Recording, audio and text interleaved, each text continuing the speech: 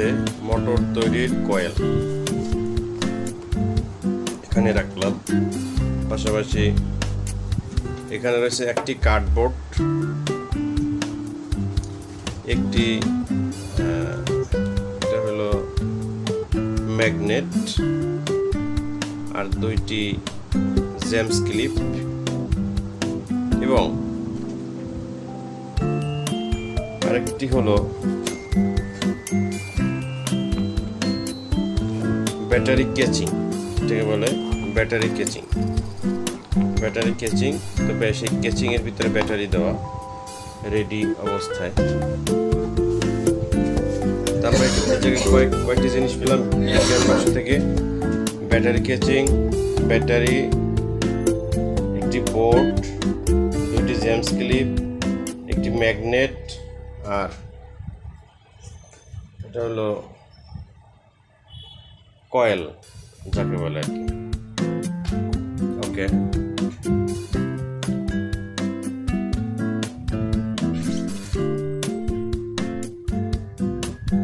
তো প্রথমেই আমরা বোর্ডের উপরে জেমস ক্লিপ দুটো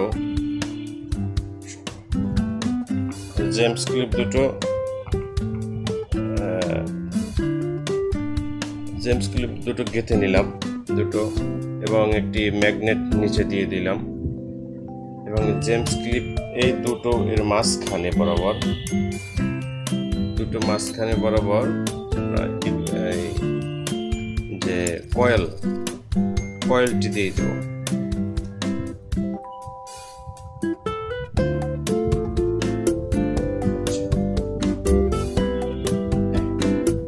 দেখতে পাচ্ছ সুন্দরভাবে ঘুরতেছে। হ্যাঁ, এখন কথাটা হলো, দেখবে এবার নিজে নিজে ঘুরতে থাকে। এখন আমাদের অবশ্যই এটা জানতে ইচ্ছে করে যে কিভাবে এই মোটরটা কিভাবে কাজ করছে। হ্যাঁ, এই মোটরটি কিভাবে কাজ করতেছে।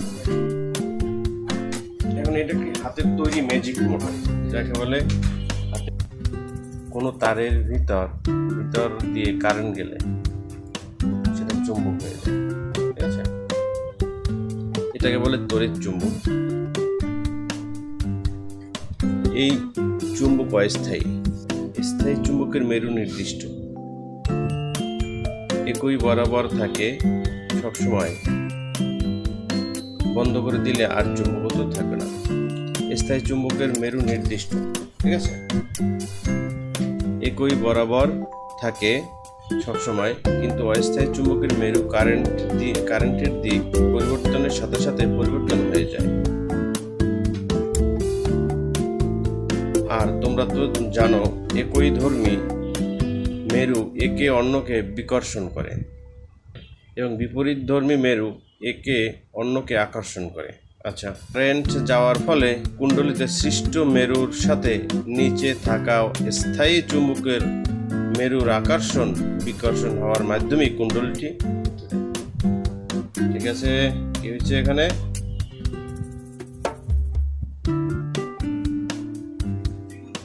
হলো এই ব্যাটারি থেকে যে কারেন্টটি আসছে সেটা হলো অস্থায়ী চুম্বক।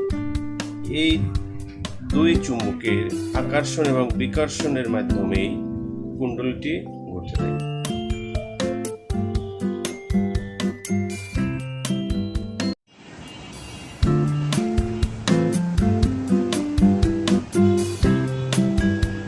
দুই ধরনের দণ্ড এখানে রয়েছে, কপার দণ্ড এবং সাধারণ পেরেক।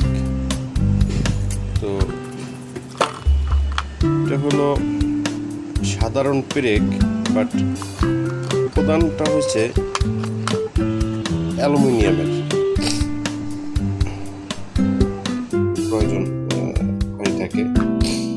সেটা হলো কপার দণ্ড, এটা উপকরণ হিসেবে আমাদের প্রয়োজন হয়।